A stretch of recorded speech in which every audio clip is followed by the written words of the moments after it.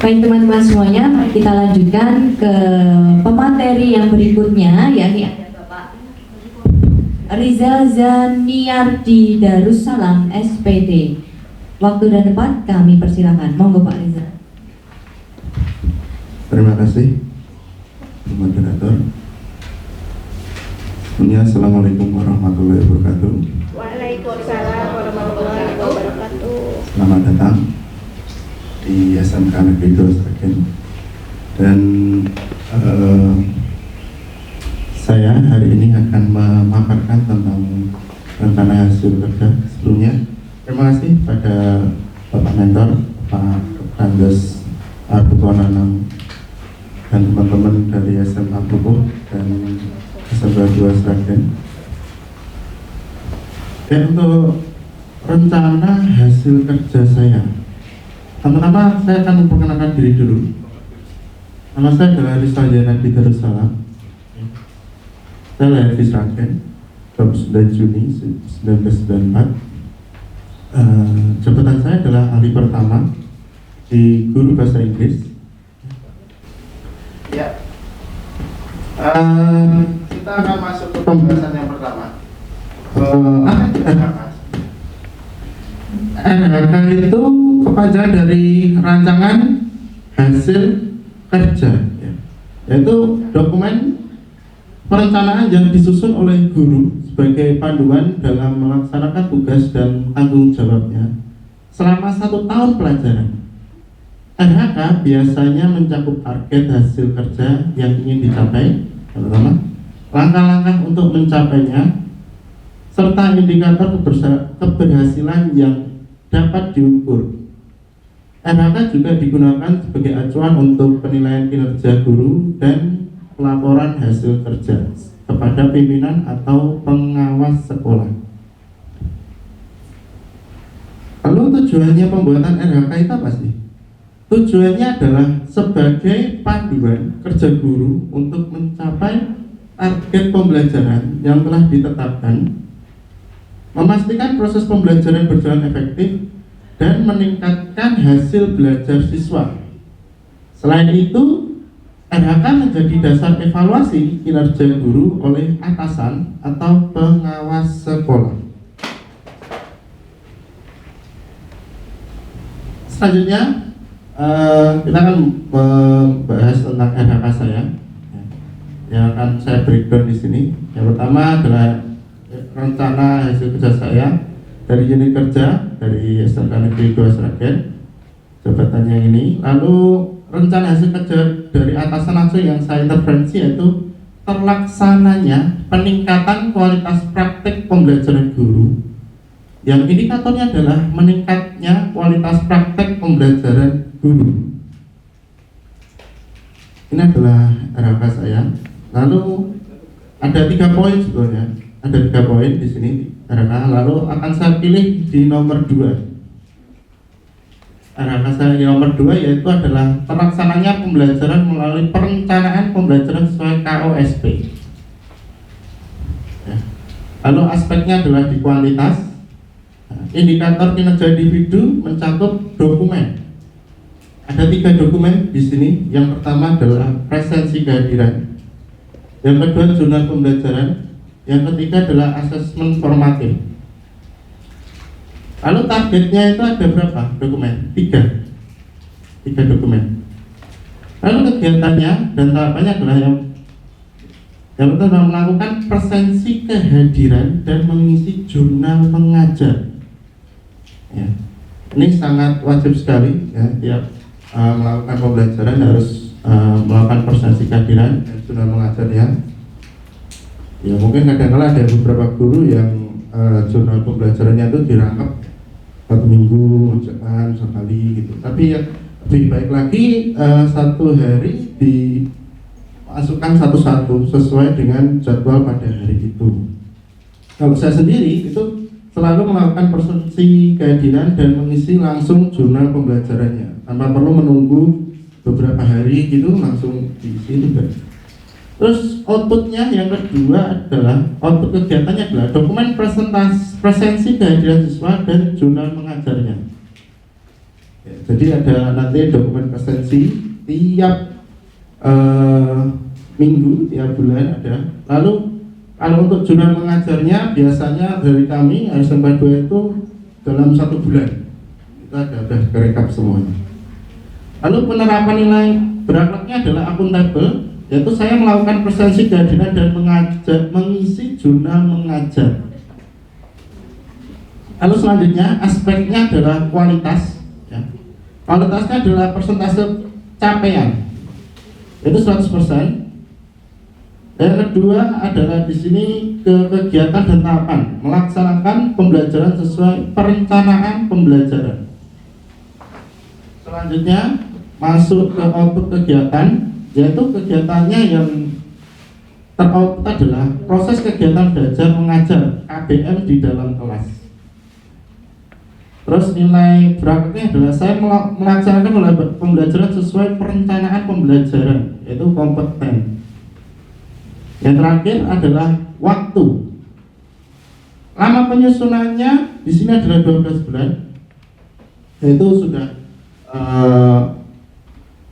mengisi di presensi kehadiran, jurnal mengajar itu di rekap selama 1 tahun, yaitu melakukan penilaian asesmen formatif,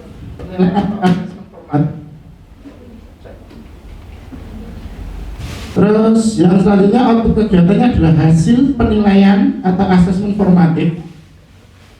Yang selanjutnya adalah saya di bagian nilai berakhlaknya. Tadi outputnya adalah hasil penilaian asesmen.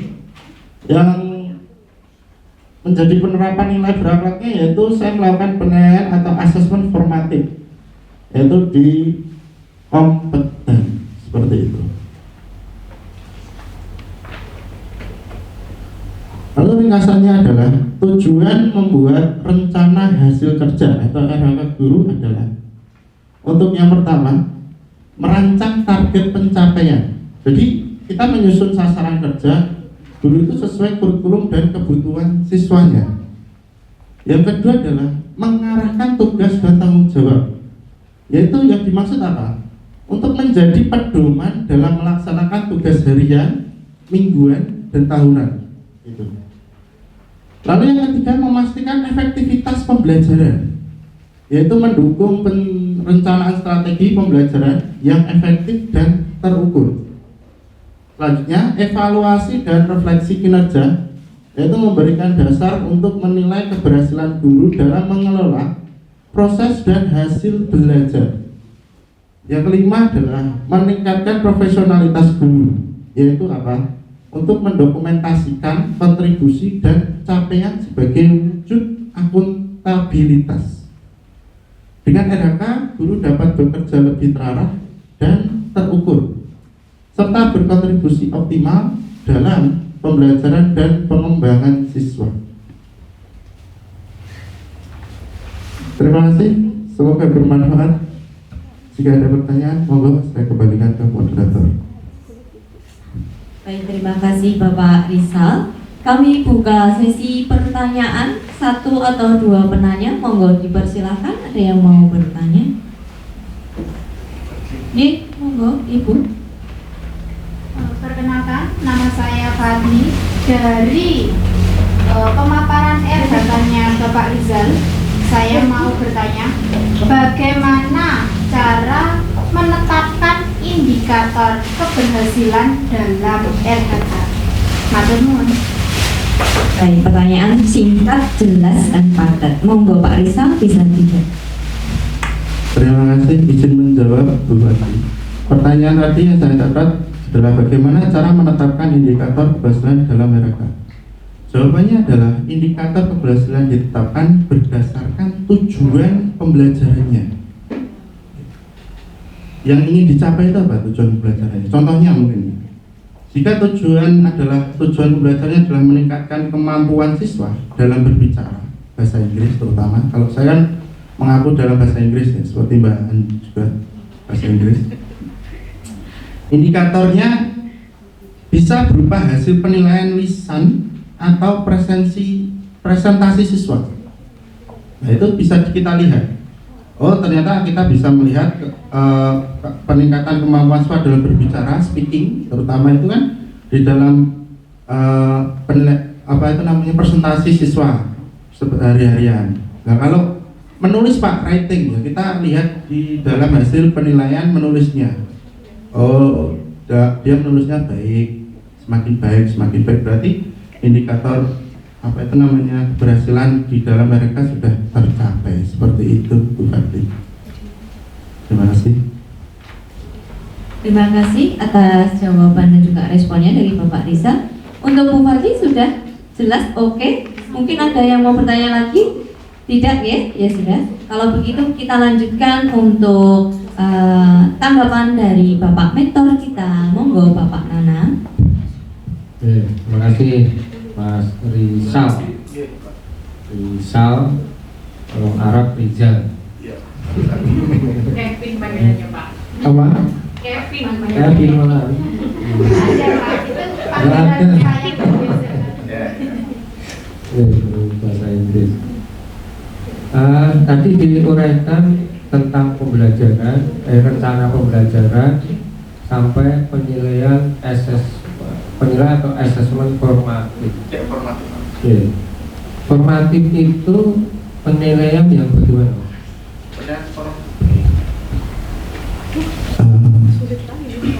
Izin menjawab. Formatif adalah penilaian ketika setelah pembelajaran. Jadi kayak apa itu di dalam pembelajaran bab A. Setelah itu kita melakukan penilaian formatif seperti ulang harian atau penilaian secara praktek langsung seperti itu. Jadi setelah pembelajaran bisa dilakukan penilaian formatif seperti itu.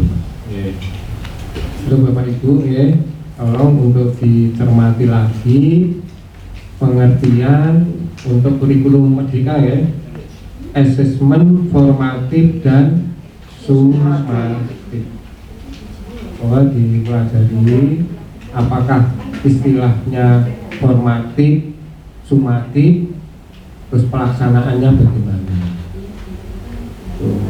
Nah, yang saya tahu, yang saya terima, formatif itu tidak bisa dijadikan penilaian, tidak bisa didokumentasikan karena untuk mengevaluasi pembelajarannya. Memang butuh proses setelah pembelajaran. Misalkan untuk diri, bagaimana dengan pembelajaran hari ini, itu formatif. Terus lisan, bagaimana kesanmu? Terus 1-2 pertanyaan tentang pembelajaran tadi, coba jelaskan.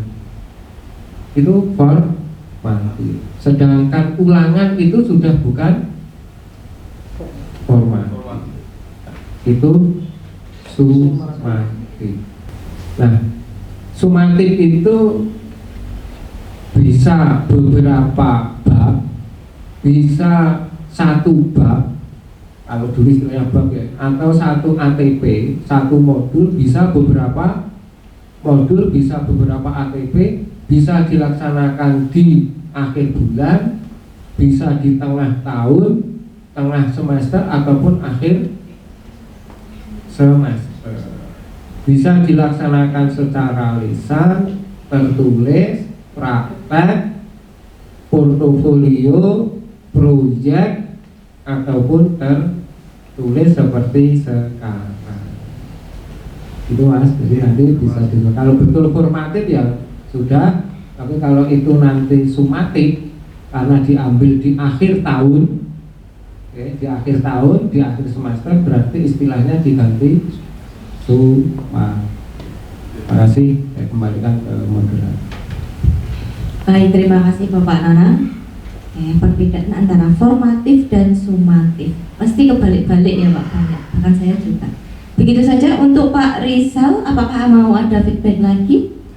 Tidak, terima kasih. Beri tepuk tangan dan apresiasi sekali lagi pada Bapak Rizal yang telah menyelesaikan seminarnya